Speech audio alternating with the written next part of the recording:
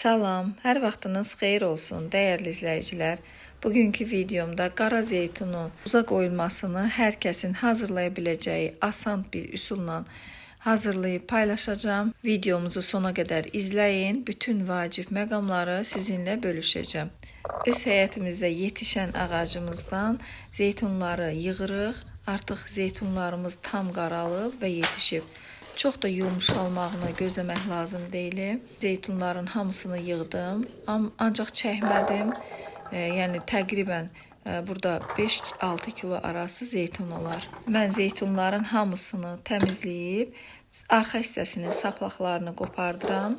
Zeytunların üzərində qalmasın. Bunlar duza qoyulandan sonra əgər üzərində saplaq qalsa kiflənmə verə bilər.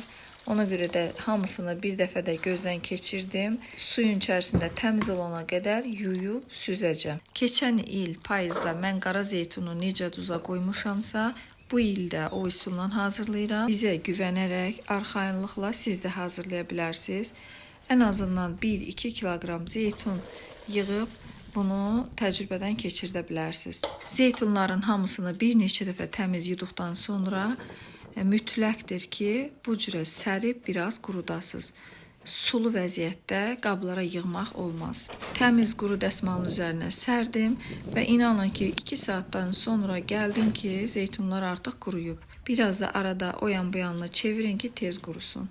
Zeytunlar tam quruduqdan sonra 5 litrlik su qablarına mən doldururam. Qabların içərisi də quru olmalıdır. Zeytunları 2 ədəd 5 litrlik qablara yığdım və başından göstərdiyim qədər boş yer saxladım. Qaya duzundan istifadə edirəm. Siz turşuluq duz da istifadə edə bilərsiniz.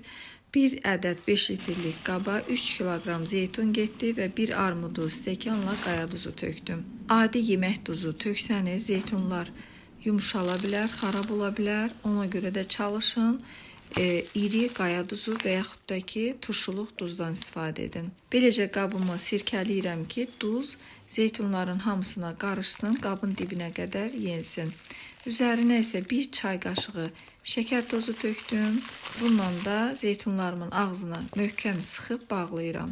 Bundan sonra heç nə əlavə etmək lazım deyil. Zeytunlarınızın tez yetişməyini istəyirsinizsə, hər gün ərzində 1-2 dəfə qabları o yana bu yana fırladım bunları. 3 ay müddətində ancaq zeytunları beləcə çeviririk. 3 ayın tamamında mən artıq görürəm ki, zeytunun dibinə acı suyu yığılıb.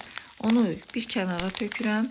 Zeytunun özünü isə necə var, eləcə də şüşə balonlara yığıram və su vurmamaq şərti ilə, yəni yumuram. Hər balona 1-2 yemək qaşığı da qarğıdalı və yaxud da günəbaxan yağı əlavə edib ağzını bağlayıb qoyuram soyuducuya. İstifadə edəndə isə istədiyim qədər çıxardıb bir neçə saat suyun içərisində saxlayıram və suyunu süzüb üzərinə yenə də zeytun yağı və yaxud da qarğıdalı yağı əlavə edirəm, süfrəyə verirəm. Gördüyünüz zeytunlar keçən il hazırladığım zeytundan qalıb, mağazadan alınma zeytunlardan da çox dadlıdır və ən azından da içərisində nəyin olduğunu, olmadığını bilirik. Kanalımıza dəstək üçün abunə olub yorum yazmağı unutmayın. Salamat qalın, Allaha əmanət olun.